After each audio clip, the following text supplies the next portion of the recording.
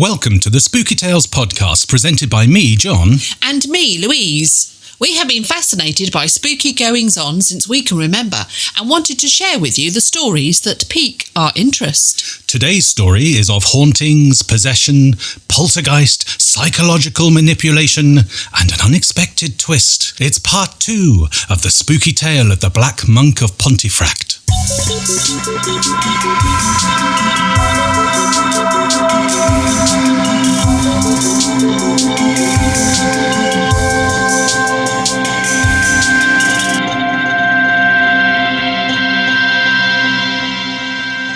Previously on Spooky Tales.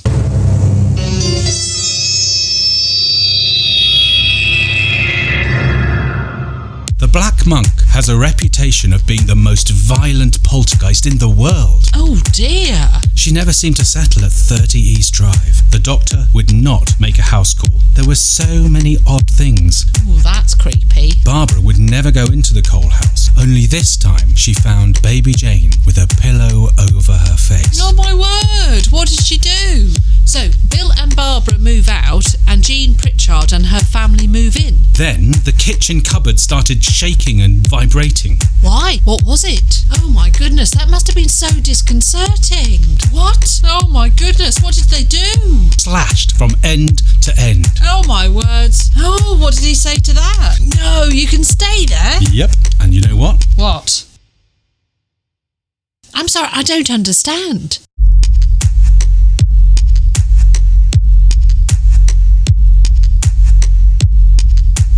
Welcome to the Spooky Tales podcast. Thank you for all your lovely comments, your patience in waiting for part 2, to the fantastic new followers on Instagram, with shout-outs to Wendy, Professor Salem, who, between her and her son, have some excellent theories to explain the spookiness on 30 East Drive. At the end of part 1, we left the Pritchard family shaken by the ghostly goings-on, and with their Aunt Maud refusing to stay another night, declaring that they had the devil in the house after the ghost had had its fun with her fur gloves.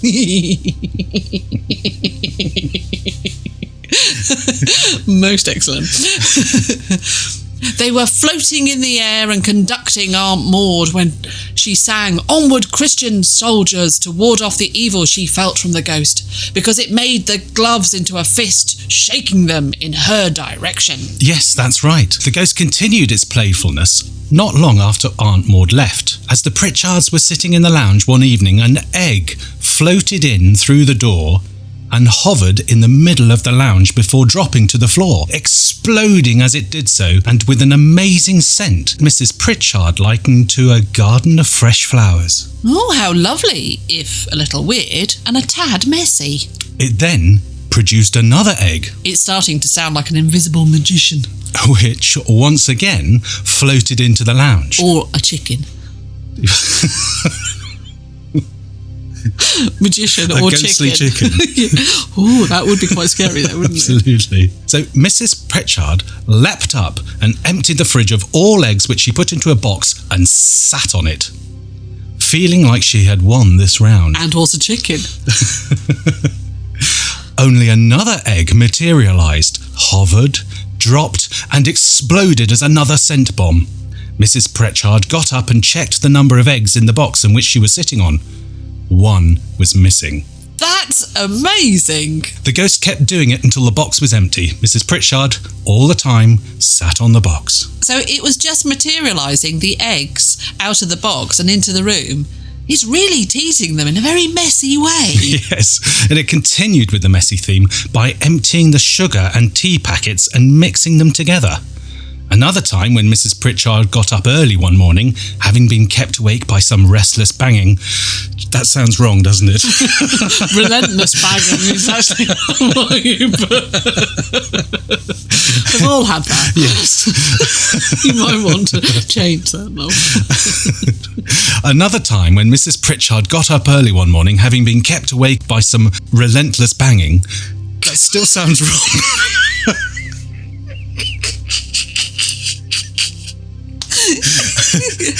Another time, when Mrs. Pritchard got up early one morning, having been kept awake by some relentless thumping, she discovered that the door handles had been smeared with a mixture of jam, marmalade and mustard. Oh, what a mess! So would you have gone back to bed and dealt with it in the morning, or got some wipes and started cleaning it up?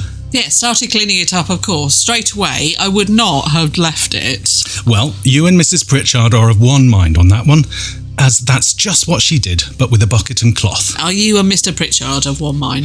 Yes, on this occasion, he and I are definitely in the go back to bed and deal with it in the morning camp. Oh, no. The ghost really seemed to revel in making all the mess. Mrs. Pritchard was obviously very house-proud. Well, not house-proud, clean is what I'm thinking. Are you thinking house-proud? I'm thinking clean. Just naturally tidy. Well, it wouldn't have gone anywhere, would it? No, it's a lot easier to clean it up there and then. Anyway, this is a conversation we don't need to have with everybody listening. She must have been at the end of her tether, constantly having to deal with all the banging and this sort of low-level but highly irritating disruption. Yes, Vic Kelly. Remember him? He was the husband of Mrs. Kelly, the daughter of Mrs. Scholes, who was the grandmother, yeah? Yes, that's right. You'll remember, was determined to get to the bottom of things when the wardrobe started tipping and swaying, so called the police, and then woke up the local ghost specialist late at night. Oh, yeah, so what was Vic's thoughts on this occasion? To hold an exorcism. Wasn't that Philip's idea? And anyway, the priest wasn't much use and told them that they should move.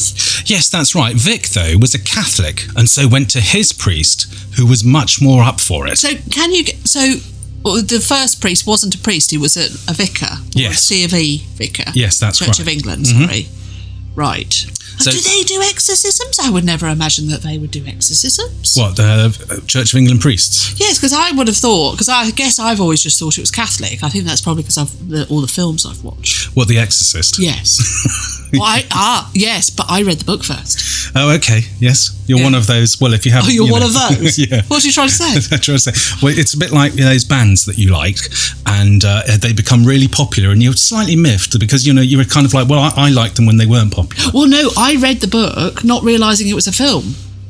Oh, okay. Because I'm that more immersed into books than the films. Yeah. That I was just like, oh, great film. And actually, a great book. And actually, it is a really terrifying book. In fact, I think it's way more scary than the film. In that case, you've convinced me to read the book. Oh, no, it is really... Because it's such a long time since I've seen the film that it'll properly scare me again. Oh, no, it's proper scary. The book is proper scary. Because I think... You're having to... It's your own imagination fighting against you rather than in the film. Yes, it's telling you what you've got to be scared about. In the book, your whole imagination goes... Oh, good. Well, there's a good recommendation. Yeah, no, it's very good. Yes, okay. So, he was a Catholic, so went to his priest, who was much more up for it, except that he would have to approach his bishop for permission. The priest had a better idea. Vic could do it himself. I'm not sure that's a good idea. Well, a bottle of holy water, say a few prayers, anyone can have a go, why not? I thought it was a very, very, very, very, very specialised thing that you didn't try at home, and only very trained, highly trained priests within the church are allowed to do so. That is correct. For a major exorcism, the Rituali Romanum. Oh, say that again. The Rituali Romanum. I said it a bit better that time. But in the Catholic Church, at any rate, prayers of deliverance can be said by anyone, so no special training needed. Really? Yes, I did not know that. That's right, yes. So, there is a bit of controversy over this, or is it controversy? It's controversy, isn't it? Controversy? I would say controversy. I think there's controversy over where you say controversy or controversy. Well, it depends whether you're right or wrong, and if you were right, you would say controversy. See, there is some controversy over this. There are deliverance ministries, not Catholics, but some of whom call themselves exorcists. Ministries or ministers? No, ministries. Not ministers?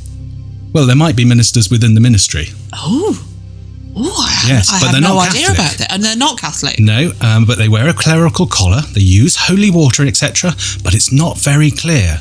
And so I expect our Catholic priest was thinking a few prayers of deliverance said by Vic with a sprinkle of holy water could do no harm. Well, I'm fascinated by this, that there is such a thing that there are non-Catholics that are dressing like priests. I mean, if you saw one of those in the street, you'd think, well, there's a Catholic priest. You wouldn't kind of go, Yes, well, it's a clerical collar, so, I mean, whether that would make them look like Catholics, I don't know. Well, no, it would look clerical. Well, if it's clerical, you're going to think they're part of a church. Yes. Yes, and they would say they are a deliverance ministry. Fancy. Never knew that. What did the Pritchards think? Did they go, nope? Well, Jean was ambivalent to say the least. She was sure the ghost would resent it and react. But you've got to love Vic. He really wanted to help and get it sorted. He'd even gone to the trouble of getting holy water. So she didn't have the heart to say no. How do you get holy water? It's on Amazon, I think. I don't think they had Amazon then. No? No. Okay. Well, maybe the Catholic. Oh no! Of course, this is this is the late 1960s, isn't it? Yes. No. They wouldn't have Amazon. Today, of course, you probably could get it on Amazon. No. I might check actually. No. We don't want holy water. No. Well, the thing is, there's no way you'd know it was holy water, would you? No, you must have got it from the church. Or maybe you just pray over something. I mean, whether if you went to the priest, yes. and if the priest, my assumption is this: if the priest was saying, yeah, you have a go, don't worry about it, he'd have got the holy water from him. Oh, okay. All right. No, that's fine. Yeah. Okay. Yeah, that's what I thought. So what happened? I take it didn't work. No. Vic went from room to room, spreading the holy water, saying the prayers, and then all was quiet. Ooh. And it wasn't until Mrs. Pritchard asked Vic how long they would need to wait until they knew if it had worked or not, that there was then an almighty crash from upstairs to answer that question, followed by water dribbling down the walls in thin streaks. Oh, is that to show that it could handle the holy water? Did the ghost get revenge for the attempted exorcism of deliverance or whatever it's called? I don't know what it is now. Is it an exorcism or not? Is it... Well, okay. Sort of deliverance type stuff. Thing. Yes, well, that certainly did. And it's centred on Diane. Who's Diane? Well, remember Diane the daughter? Diane the daughter, thank you very much. Would have been about 14-ish by that stage. Right, okay, puberty, hey? Yes, that's right. So there's lots of stuff about poltergeist and pubescent teenagers. Isn't it burgeoning sensuality of a pubescent teenager or something? And it's normally said in that kind of slightly unpleasant tone. Yes, that's right. The Enfield haunting. Yes, it's a Enfield similar sort of thing. Yeah, because that sort of very much came and went and was classical poltergeist. Is it always girls? I don't know why I'm asking you this, but I am asking you this now, looking at you. Yeah. Is it always girls or boys? Because we've got a nearly 12-year-old upstairs. Yeah. Yes, who's going towards? Yeah, no, it has been boys as well, but the cases that you read about generally tend to be girls. Right. But yeah, I'm going to have to look out for the boys. I have read boys ones before though. Ooh. But none come to mind. No. What's the other thing about poltergeist? Yes, the other thing about poltergeist is it's said that it happens around water courses, and 30 East Drive is on a spring. The spring is sort of underneath the lounge.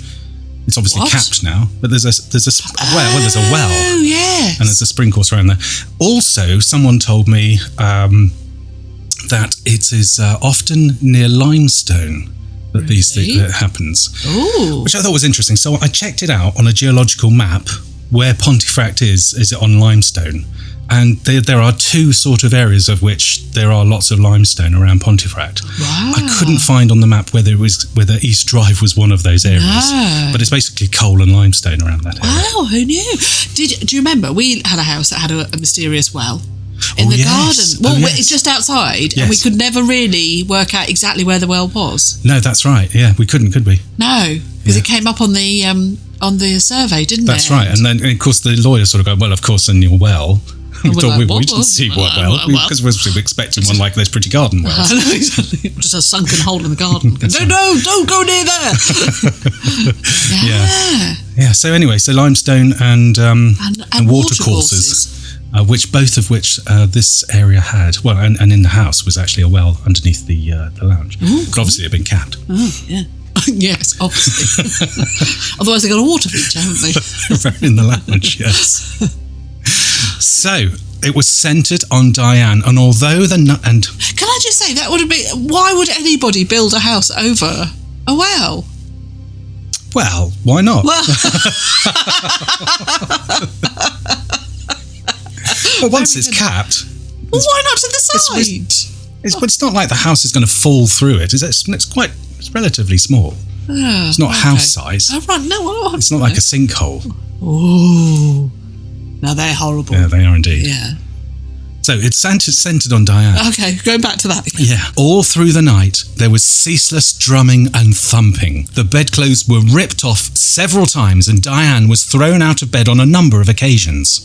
In the morning, as Diane was getting ready for school, brushing her hair in the lounge, using the mirror above the mantelpiece, a drawer from a cabinet across the room slowly worked its way out and then shot across the room, hitting Diane in the small of the back. Oh dear. There was a brass crucifix with an image of the crucified Christ, which was in the centre of the mantelpiece. This flew across the room to where Diane stood, drawn to her as if she was a powerful magnet. It stuck to her back. Oh my gosh. And she could not get it off. Diane panicked, shrieking, "Get it off! Get it off!" Don't blame her. Her mother, Jean, was unable to budge the crucifix, no matter what she did. Jane was finally freed by the ghost. First, the image of the Christ fell to the floor, and then the crucifix. They must have all been nervous wrecks after this. I mean, that sounds horrific. It does. So that's just not your average normal thing, is it? No. And the sort of religious aspect to it as well. Yeah. Jean raised the back of Diane's blouse where a red cross-shaped mark had been imprinted between her shoulder blades, which was there for at least 3 days before fading away. It's not happy with someone trying to force it out with an exorcism, is it? It has a very macabre sense of revenge using the crucifix. And why pick on Diane? Do you think it was to make Jean feel utterly helpless? You know, a horrible feeling for any parent. Because that's the worst, isn't it? If it actually goes for your child, it's easier if it went for you. Do you know, I think you're absolutely right. That would make so much sense. If it was... That's going to get to Jean more than, as you say, if it went for you, isn't it? Yeah, because you can't... Your urge is going to be to want to protect your child. Yeah. You know, above and beyond. And if there's nothing you can do... Horrible. And also, using a crucifix, it was mocking them, wasn't it? Mocking their religious-based attack. What, the exorcism? Yes, that's right. And having crucifixes as a defence, it was kind of saying, ha, ha, ha, you know. Yeah. Was there anything else like that? Did they do that kind of stuff? Well, yes. On Easter Sunday, Jean came downstairs to find all the doors had inverted golden crosses painted on them. And when she looked closer, there was no brushwork. It's as if it had been sprayed on. It was also extremely precise, as if a stencil had been used. Could it have been any of the children rather than... Yeah, it's possible, but unlikely, because although they actually did have a can of golden spray paint in the shed, but when Jane actually tried to replicate it, the door's glossy paint made the spray paint globularize. Best word ever. Yeah, I made that up, I think. Yes, I think you're going to globules. Yes. Yeah. No, globularize. Globularize. Yeah. It was not possible to reproduce the same finish. Without sanding the door first. Yeah, well, yeah, I guess you could. I suppose someone could have sandpapered the required area during the night and then used the spray paint, or the ghost has amazing powers over matter, as it does seem to do so in that area. True. Was that an end to the Christian-themed activities? Mind you, it was over that period, wasn't it? It was over Easter. It was over Easter. Yeah. So, well, it was for this. Yeah, it was for now. It concerned Jean that it may be demonic. Oh, don't blame her. I mean, it's got all the hallmarks, hasn't it? It has. So she called the local vicar. Now, he came round with another clergyman. A different one? I think it must be, because the first one just never bothered turning up, did a he? lot of religious persons, don't they? That's true, yes. I'd struggle in this area, knowing all the... Yeah, well, I would actually. I haven't a clue. Yeah, would have been banging on the church door going, hello. Yeah. You don't know us. You don't know us, but come round, we've got a demon. Oh, yeah. Yeah, said like that, it's not surprising they didn't come back. Anyway, So the local vicar came round with another clergyman and they looked at the doors and advised Jean to leave them be, and then they would return after the Easter holidays. Oh, let me guess, the intrepid clergy never returned. That's right, they never did. God, that's a bit rubbish, isn't it? The clergy were a bit pants when it came to helping Jean, weren't they? They were very much kind of like, oh dear.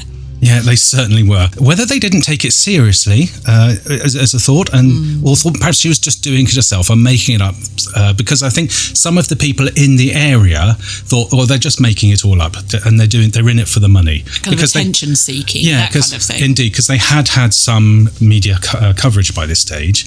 And of course, do you think it's possible at all that it was made up? Well, it's not really from all the research that I've done. And if you look, and as we'll go on to talk about some of the things that happen later, once the Pritchards aren't even there. So this was also a previous family. Remember in part one, yes, that's another true. family. So that's a lot of people making it all up. And did anyone do any research actually while it was happening?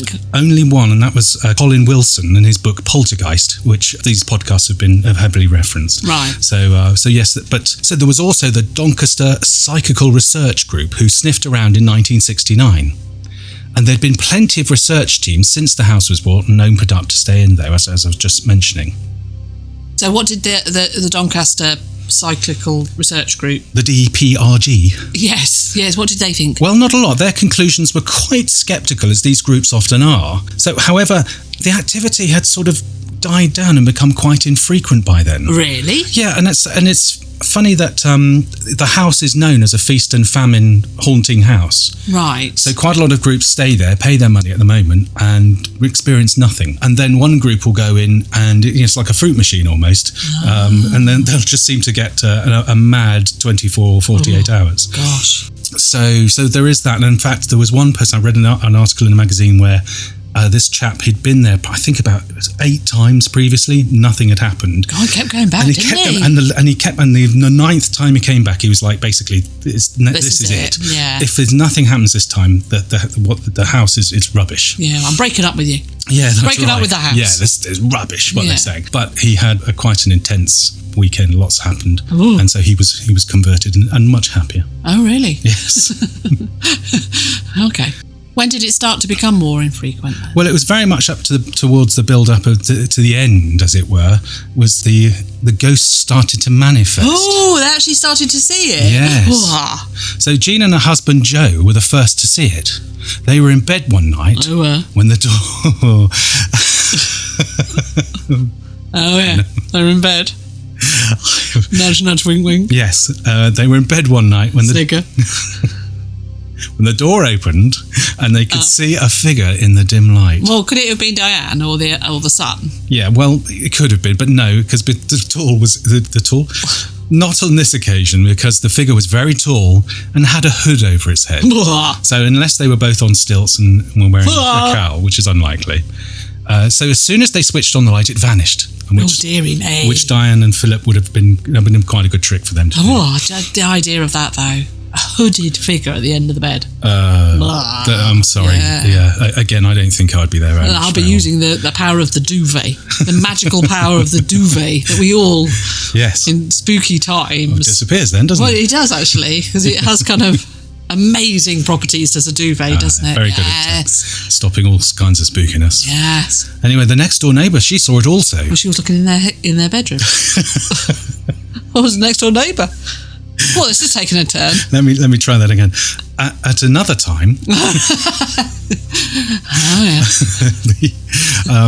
she was the neighbour saw it also, right? Because she was washing up in her kitchen, not in the Pritchard's kitchen, or the Pritchard's bedroom next door. Right, she was in her own kitchen. That's right, washing up. Yeah, and she had the feeling and a sense that someone was watching her. Right. So she turned around, expecting to see her nephew. And there, in front of her, was a tall figure dressed in a black monk's habit. Ooh. Its head covered by a cowl, so that she couldn't see the face. Oh my gosh. She stood there, staring at the black monk, and as soon as it appeared, it vanished before her very eyes. Oh my gosh. What did she do after that? Well, amazingly, she said she did not feel afraid, just curiosity. Really? Yes. Well, I certainly wouldn't be feeling, I don't know. Obviously, it's never happened to me, so I don't know. But I can't imagine I'd be feeling, that's interesting. Well, you'd be shocked, wouldn't you? You wouldn't necessarily feel afraid. It would just be shock, wouldn't it? Because it's unexpected. You'd be like, whoa. Yes. I think then when it's sunk in, I'd be then going, whoa. Yeah, well, maybe it doesn't have a scary aura because it would, kind of... Yeah. Her natural hackles didn't rise up, or she didn't have a natural fear reaction. Although she knew someone was watching her. Yeah, but that's not necessarily a bad feeling, is it? You just think, who's looking? Yeah, so I thought that was odd, amazing that she just felt curious about it. Yeah. Anyway, so the monk was seeming to become more powerful The noises at night became louder and more varied, the thumping and so on. What do you mean more varied? There was as well as the usual drumming and banging, it also produced other noises. Oh, like what? Well, like farmyard noises, like sheep bleating, cows lowing and such like. Well, it couldn't just be noises from outside? No, there's no farm nearby, and people don't generally walk by with their cows and sheep. No. Well, okay. That's a bit weird, though, isn't it? It is very odd. Yes. And one time, Jean and Joe thought there was actually a cow in their bedroom. Oh my word! So more sinister was the heavy, laboured breathing outside the door one night. Oh dear! They didn't get up to investigate that. The power of the duvet. Power of the duvet was the invoked. counterpane. The power of the counterpane. That's right. Yes. It didn't have a duvet. Yes. I invoke the power of the duvet. That's what you should actually say. You should actually be able to say that. And invoke the power of the counterpane. Yes, absolutely. To hide underneath it, and you know you're safe. Yeah, it's a good technique. So there are two other instances which showed the ghost's malice.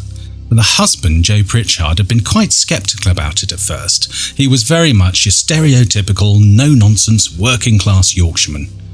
He finally accepted that this was more than just overactive imaginations, though, because one day Joe went into the coal house, which was a cupboard next to the downstairs loo. We don't know exactly what happened when Joe went into the coal house that day. Those he confided in said he was attacked by a malevolent force or entity. What people did know about his experience in the coal house was that Joe Pritchard was a changed man after it. It was as if the experience had broken his spirit. Crikey, poor man. So is that the one room you wouldn't go in if you stayed in that house? Yes, that's right. Too many people have been in there and have either been scratched or altered in some way. Altered? What do you mean? Well, there's Joe, then there was a burly sound man from the filming. He was also quite a sort of rough and tough, yes. Rough, tough, no-nonsense person. Yeah, that's exactly that. And he was dared to go into the coal house. He did so. He also came out a changed man. He was quiet and subdued, nervous and afraid, no longer the confident man he once was. Then, there have been people who have come out of the coal house in pain, as if their skin was on fire, to find that large scratches had been left on their leg. Oh, Lord, it does really sound like the room to avoid. Absolutely. One of the more shocking things that the ghost did, again, had Diane at the centre. Jean was in the kitchen when the lights went out. This was a usual occurrence with the ghost, so much so that they had torches to compensate. Jean was groping for the torch when suddenly there was a screaming coming from the hallway. It was Diane. She rushed to the hallway to see a figure, and Diane being dragged up the stairs, her cardigan out in front of her, as if it was being tugged, and the other hand at her throat. Ooh. Philip and Jean rushed up the stairs to try to grab the terrified Diane, and were sent tumbling back down the stairs with Diane. Oh my God, that's so awful. Can you imagine seeing your child being dragged up the stairs and no one there, just them being dragged? It's unbelievable. You can't, and up the stairs as well. And up the stairs. Yeah. So apart from the finger marks on her throat, she was actually okay. Shaken, obviously. Yeah. The monk was seen once more by the Pritchards when Philip thought he saw a shadow behind the frosted glass to the kitchen. Diane also saw the shadowy figure. Philip got up from watching TV and went to see who it was. Philip opened the door and saw a tall figure in a monk's cloak vanish before his eyes. The Pritchards never saw the monk again, and the disturbances died down, things almost becoming normal. Well, thank goodness for them. You really feel for them. I mean, a heck of an ordeal. I'm shattered just listening to all that. Absolutely. And Jean Pritchard, she stayed there the entire time, so it didn't go away completely, because when the house was bought by Bill Bungay, all the doors had locks on, and Jean Pritchard basically had lived in the kitchen for most of the time. What, Joe didn't live there with her husband? Oh, he died in the late 90s. So the pair of them stayed there? Yeah. Going back to what they said, no ghost is taking our house, what we said in part 1. And what about Diane and Philip? Did they they fine with it? Did they kind of say, yeah, no, it's fine? Yeah, they did the usual things children do. They leave home and live normal lives. Really? And then that was it? They didn't... Wow. So how did it actually become known about? It was known at the time? It was known at the time through a few articles in the local paper and such like. But mainly it was Colin Wilson's book in the early 70s that really, called Poltergeist, the book. The book's about several poltergeist cases, of which this is one. And from that, it became more notorious. And they just stay there, but they locked the doors, did they? Well, Jean did. She had locks on all the doors, and she very much kept herself to herself in one room. Oh, well, why stay there? But I suppose it's your home, isn't it? But at the same time, yeah, indeed. Oh, okay. So you'll remember from part 1. Bill Bungay was a film producer who had made a film about the experiences of the Pritchards film called When the Lights Went Out. And he was able to buy the actual house, 30 East Drive, and used it initially for promotional purposes, holding the premiere in the house for 2 lucky, inverted commas, competition winners. He then decided to keep the house and rent it out on a nightly basis, kind of like a spooky Airbnb. Well, people do that though, don't they? They do B&Bs or Airbnbs in kind of haunted locations for people to go and stay at, don't they? That's kind of... Oh, yeah, of course. Yeah, that isn't that weird. No. I suppose... No, it isn't weird at all, actually. No, because there is this kind of ghost tourism, isn't there? Very much so, yeah. Go and stay in these places because it's spooky. Yes. Well, this one certainly seems to have a good pedigree. Yeah. And it proved very, very popular with ghost hunters and researchers, including the famous ghost hunting programs Most Haunted and Paranormal Lockdown. Really? So have similar sorts of things happened to groups that have stayed at the house? I mean, have there been reports from people? Well, absolutely. Well, let's focus on Bill Bungay first, who bought the house. He was not a believer. He had no interest in the paranormal above thinking it being a great subject to make some money from a film. The house was bought as a marketing tool. He was not looking to research the paranormal and was not convinced by all the stories of people's experiences.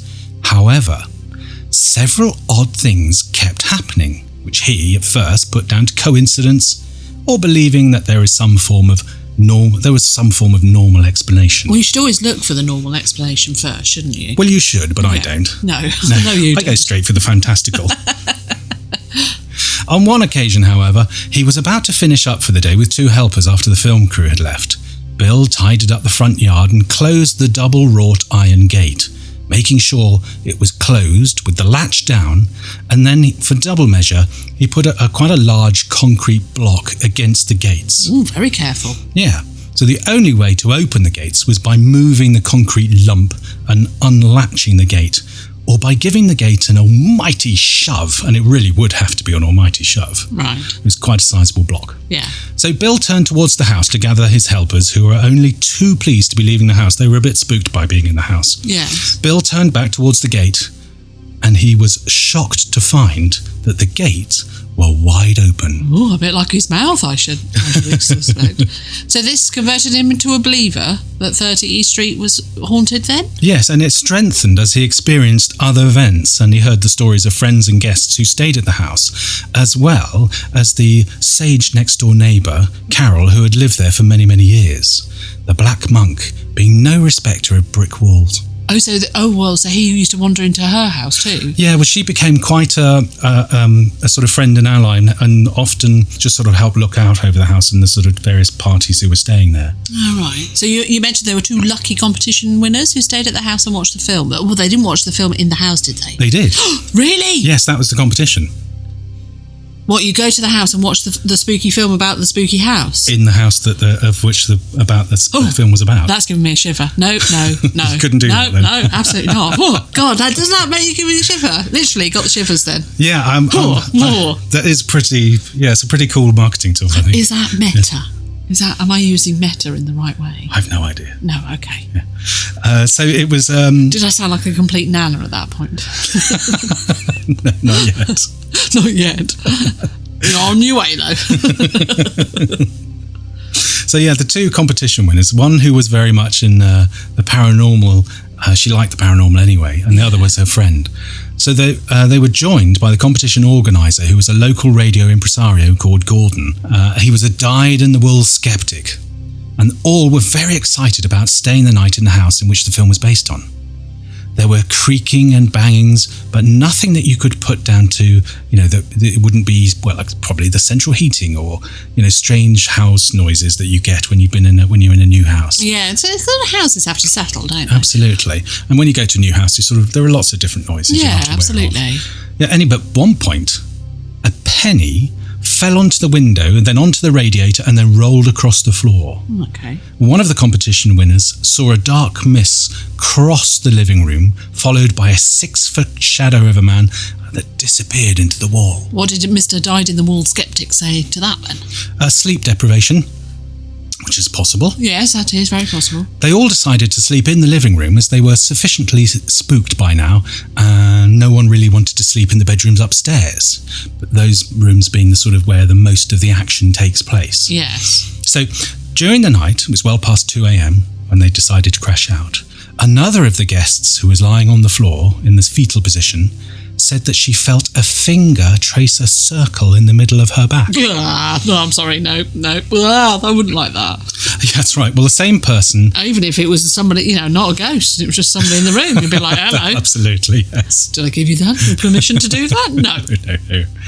No. So the same person also had a, and I quote, kicking, screaming night terror that was no normal nightmare. So was that explained away as well then? Well, in the morning when they were all discussing the activities of the previous night, it was noted that all the activity had been seen or felt individually, not by the group as a whole. And just then, the TV turned itself off. So, what? Sorry, no. All the activity had been seen or felt individually, so each person had their own experience and not experienced by the rest of the group. Yes. Is that what you mean? So it wasn't when they were all together. Yes, so they may have been together, but the experiences were individual. Right. Okay. And then the TV turned itself off. That's right. Oh. Just at the moment, they said, "Well, of course, we haven't had a group thing." Oh, right. Which would be more proof or proof-worthy. Yes. And then suddenly the TV turns off. Now, you may think, well, so the TV turns off. Someone just used the remote. Yes. And in fact, that's exactly what the skeptic said. He assumed that it was a trick being played and asked who had the remote. It was on the mantelpiece behind him.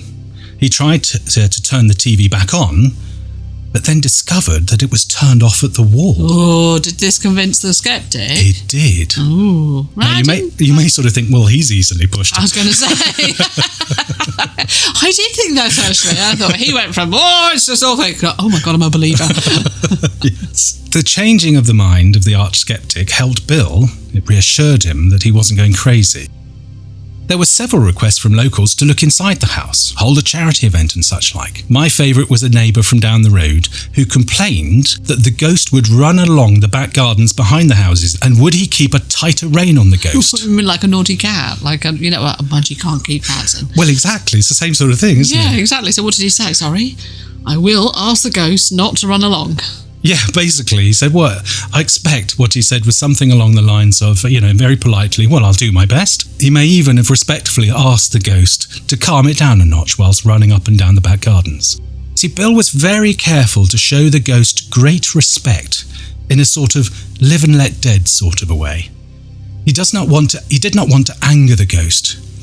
You see, he has banned the use of Ouija boards in the house, for example. So why would that be about respect? Why would he do that? Why is that showing respect by banning Ouija boards? Because Ouija boards are just seen as a form of communication, aren't they? Depends who you talk to, because a lot of people go, danger, danger, danger, don't ever touch an Ouija board, because particularly if you're not sure what's going on. Yes. Because you, from their perspective, they believe that you leave the portal or the door open for lots of things to come flooding through. But you're saying that he respected the ghost. Yes, so he was not wanting people to antagonise it, because some of these haunted programmes go around and go, "Come on, is that all you've got? Show us what you can do." Oh, that's most haunted, isn't it? Yeah, it is. Can have most of them are a bit like that. Yeah. Oh, yeah. are they? Yeah. I haven't watched a lot of them. Yeah, they're all. Yeah, so a bit shouty. Well, most haunted can be, can't it? It can. So that was very much, he didn't want to antagonize the ghost because he was having lots of people come in to visit the ghost, if you will. Yes, exactly. So he was trying to be respectful it's all a bit, kind of a weird way of thinking about it. Yeah. Well, no, I don't think it's weird to respect the ghost. I don't think that's weird. It's just that it's why that would lead to him banning Ouija boards. I don't see the correlation between those two things. But I can see what you're saying, that he didn't think that Ouija boards were the right thing to use. No, he didn't like the idea of that. He found that disrespectful. Yeah. So he banned them. No, okay, and didn't feel like he wanted to have any more stuff coming through a portal or an open doorway with people who don't know what they're doing. No, well, exactly. Yes, I can especially. Yeah, because I think there are some speculations as to that's exactly what's happened and why the house gets so much activity at times. Oh, it's because people open it up almost. Yeah, or that it is indeed pretty much a portal in itself. Right. But I'd have to look into that in more depth. Okay. So, where was I? So what things happened to Bill then? Oh, yes. So, well, at one time, he was preparing the house with his team for a paranormal research group who were coming that evening. He went to the kitchen to wash up some mugs and plates left by previous visitors. Oh, that's not good form. You should always leave the place clean. You should leave it more beautiful than when you arrived. Yes, I thought that. That was not good at all. That, if you're going to stay there, make sure you sort of tidy it away. When you leave Anyway, he was washing and drying. Tidy as you go along. It's always not my idea, but I'm quite happy to sort of do it in a more batch-like process. No, I don't. Oh, well. Yeah. Anyway, he was washing and drying away when he had the profound sense that someone was in the room with him. He turned slowly, expecting to see the Black Monk. But there was, thankfully, no one there. Suddenly, a small object appeared in front of him in mid-air and came flying through the air towards his head. And just as he thought it was about to hit him, the object veered off, missing him by a whisker, pinging off the window onto the kitchen floor. Oh my goodness, it materialised in mid-air. He didn't imagine it. It just something, he just saw it. He actually saw it kind of come into being. Actually saw it materialise. And he could pick it up. He picked up the offending item, and it was a domino. And over the next 2 hours, there were more objects materialising and flinging their way towards him, changing course at the last moment. And this actually apparently is quite a well-known poltergeist phenomena. Materialisation and materialising of little objects and then basically veering off at the last moment. Oh gosh! So it's very much something that is a classic poltergeist thing to do. They were so close that he could actually feel the wind that it made as it passed. That's really close. Later that afternoon, when Bill and the team were chatting in the lounge, there was a noise from the kitchen. One of the team went to investigate and found her granddaughter had wandered in through the front door looking for her grandmother. She was biting into a polystyrene orange, normally kept in the kitchen as a trigger object. You know trigger objects? No, what's a trigger? So trigger objects are things that they keep research groups take with them, or in this case, they're actually in the house for people to use, to sort of place, and you can put sort of flour or something around them and see if they move. And you put people with a camera on them and see if they move, and they maybe ask the ghost or the spirit or whatever to move that particular object. Yeah. And they had quite a few trigger objects, toys and such like, and balls and things. And this was one of them, this fake orange.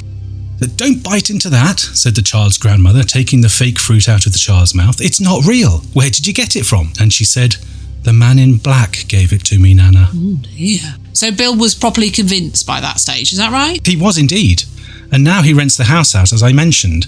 And there were two famous paranormal research groups that did vigils in the house. One was Most Haunted, which we'll come back to, and the other was Paranormal Lockdown. Have I seen the Most Haunted one? I don't think either of us have, actually.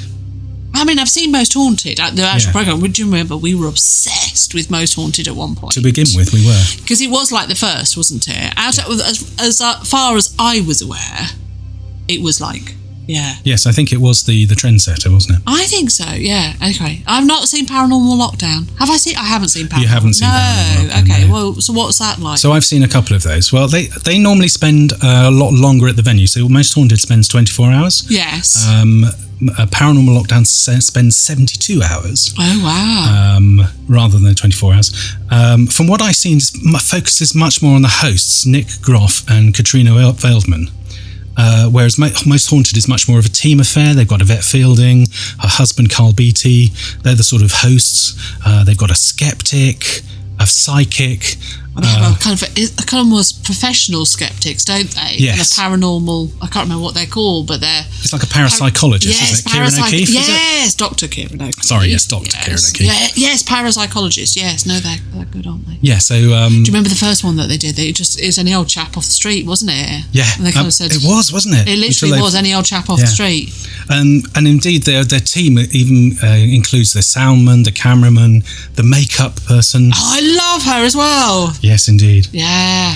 So what happened when they visited? When Paranormal Lockdown? Yeah. Well, it was a Halloween special. So there they normally do 72 hours. For this one, they did 100 hours. Ooh. That's right. They had previously been investigating a property in the US called Hinsdale House, and something seemed to follow Nick home. Oh dear. So to try and understand what or who it was, Nick set up a portal wonder box. I beg your pardon. A portal...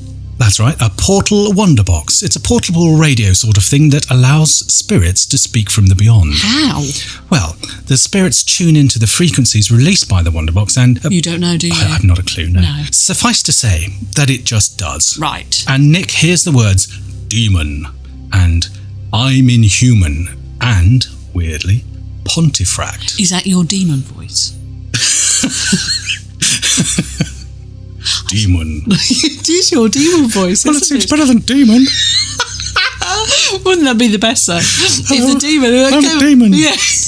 You wouldn't take it seriously, would you? I don't know. No, well, I'm a demon.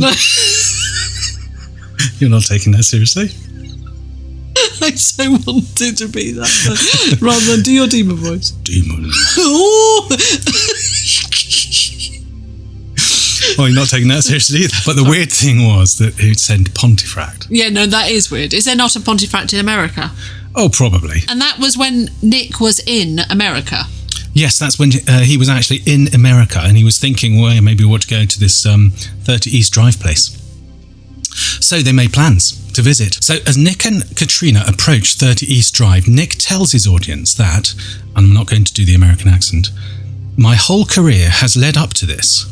And it wasn't like he'd been working as an apprentice carpenter looking for a house to flip. He'd been doing paranormal research shows since 2004, starting with Ghost Adventures. He also did 1 or 2 film projects that he wrote and directed, plus a spot on American Ninja Warrior before starting Paranormal Lockdown, which premiered in 2016. Wow, so you're saying that he really thought this was a big deal. He thought this was kind of... Absolutely. Like the legit place to go. Yeah, completely. And he'd been an American Ninja Warrior. Yes. How amazing is that? It is, isn't it? That is, because they are. Yeah. Just amazing. I love those people that when they start and they do like one thing and then fall in the water. Yeah, that would be me. Yeah. Oh no, I wouldn't get on it. They say, can you pull yourself up? I go, no, I can't do that. That's a good point. I probably wouldn't even get on the bit where they have to then jump off from. Well, no, unless they had stairs. They'll say, right, here you are in the pool. Can you lift yourself out? I go, no, I can't lift myself Someone out. would have to get me out. Yeah, that's true. I wouldn't be able to steps. do that. That's right. What do you mean you can't lift yourself out? No. No, I'm stuck in here now. Just grab onto that rope thing there. Yeah, exactly. I can't do that. No good at ropes. Oh dear. Anyway, they met the neighbour, Carol, who steadied their nerves by telling them, and I quote, "It's a demon. It's not nice. It growls. And when it growls, you run." Oh my gosh. Yeah, and there's that word demon again. Yeah. Demon. Carol then locked them in the house and chained the door, because that was one of her things that she did. Because when they locked them in the house, they proper locked them in the house. What, they literally locked them in the house? Yes, oh, no. They would actually have to call her if they go, we've had enough, we want to go out. They'd have to call her so she would properly unlock, because they don't have the keys to get out. Why did she nip down to the shops? It was on the loo. Yeah. Give me a moment, love. They would, they'd have to wait a bit longer. No. Oh, no. Yeah, so, no, I'm not going.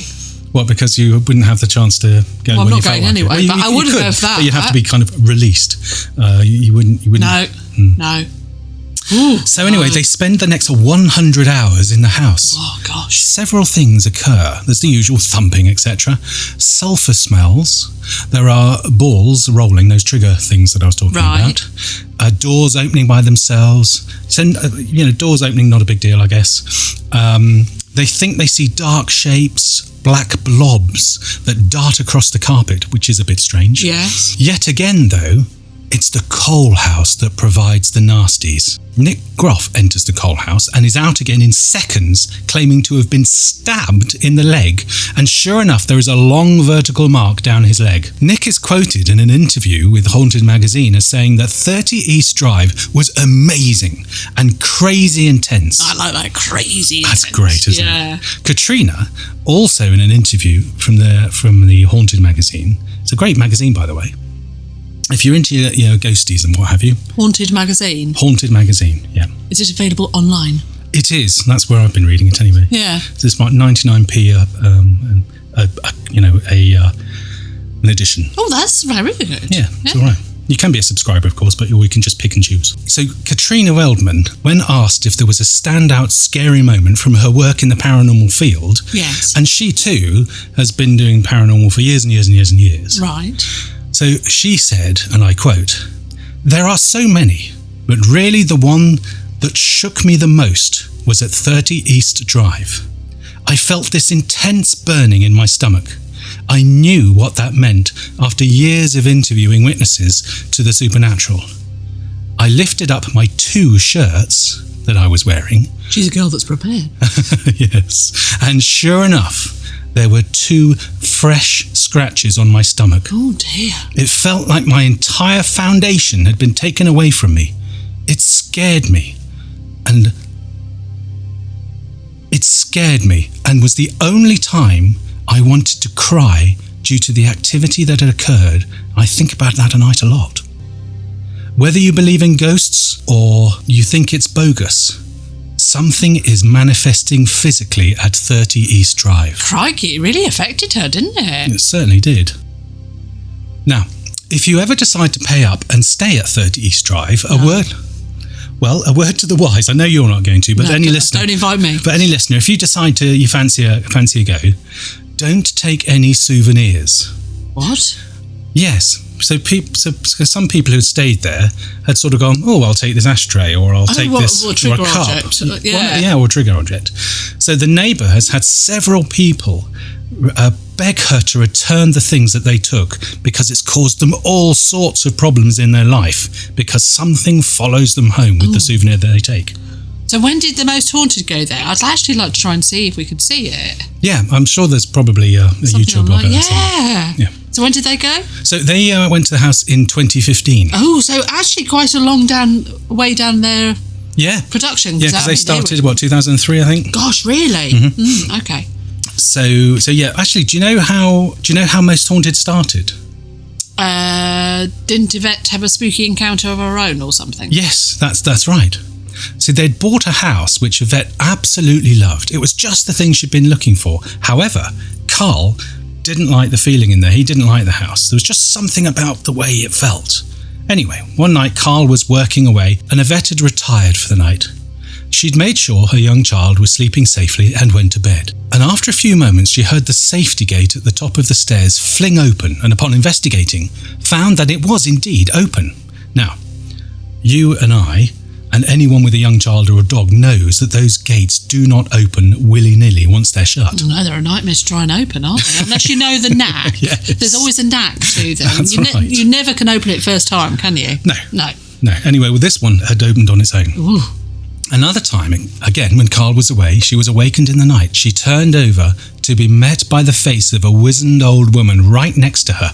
Ooh. Well, as you can imagine, this was a tad jarring for Yvette, who called Carl in hysterics and requested his presence forthwith. They later found out that there had been a man, lady and child who lived there many, many years previously. The man was not a good chap and was violent, hence her hatred of men and male presences, which Carl must have picked up on.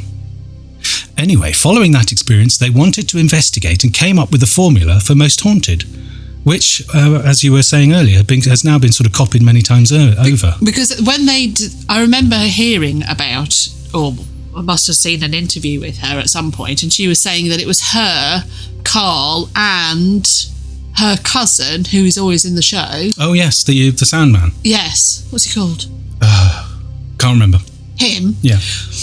The 3 of them. It was the 3 of them in the lounge talking about it, and and it was like her who said, "Do you know, it would be really good. That's what we should do." And that's why he's involved, because he was actually sat in the room when they decided it. So everybody thinks it's Yvette and Carl, but it was actually him as well. Oh, I didn't know that. Yeah. Oh, okay. Well, that's good to know. No, thank you. Anyway, back to 30 East Drive. So before they got down to the proper investigation, while they were doing the initial sequences for the top of the show, Yvette breaks her monologue to the camera and shouts excitingly, "Did you bleep bleep see that?" Why? What happened? Well, Yvette said that she saw a bright blue marble emerge from the wall and fly across the room towards Carl, her husband. Indeed, Carl called Bill Bungay immediately after this and said, "What is this place? We haven't even unloaded the van and it's all happening." I think the most chilling thing that they discovered was a knife sticking out of the sofa. Oh my word. And in fact, there's if you go to 30eastdrive.com, they've got lots and lots of pictures of the people who have been and stayed there and so on. And one is of this where there's this knife sticking out of the sofa, which to be honest, looks a bit staged. Yeah, it probably was afterwards, wasn't it? If you've ever watched their first few series, which we did, they were glad to get an orb or two, weren't they? Oh yes, I remember thinking it, because that was it, wasn't it? That they'd come away and go, "We've seen lots of activity." Yeah. And you think, "We haven't." I seem sort of dust floating across the camera. Exactly. Yeah. You know, or an orb. A lot of them go, "Ah, oh, wow, oh, wow," wasn't it? It was. Because they always do that clips, and it's always, you know, the beginning of it, they go... Yeah. And it's always, "Ah, oh, woo, ah, ooh," yes. Crash. Absolutely. So, a lot of people say that it's not dust because dust does something differently. And it moves differently, doesn't it? I mean, some of them do seem to... It does. It's not all dust. 30 East Drive was their fantasy haunted house, and indeed, having investigated hundreds of haunted houses by 2015, they declared 30 East Drive, the home of the Black Monk, as the most haunted house in Britain. They found that night so intensely frightening that, and I quote, "None of us would ever be the same again." So that ends another spooky tale. It's a good one, eh? Amazing. I think none of us are ever going to be the same again after hearing about all of that. And once again, thanks to Darren for introducing it to us. I can't believe we didn't know about it. Yes, thank you, Darren. Much appreciated. And also, indeed, a big thanks to all the excellent books and articles and television programmes that provided the research. As I was mentioning earlier, Colin Wilson's Poltergeist. There's The Black Monk of Pontefract by Richard Estep and Bill Bungay. There is Don't Look Back in Anger by Andy Evans. There are articles from the Fortean Times magazine and the Haunted magazine, and a television programme called Celebrity Ghost Stories. So I'll put the links in the show notes. So we hope you've enjoyed this spooky tale, and we look forward to joining you again next time. Please do tell us your spooky tales either in the YouTube comments or via email, which is thespookytalespodcast@gmail.com. And come and follow us on Instagram at The Spooky Tales Podcast. Yes, indeed. It's been fabulous to meet so many new people on Instagram, so thank you very much indeed for following. Also, why not visit us on our Facebook page at Spooky Tales. So thanks again, and until next time, bye. Bye.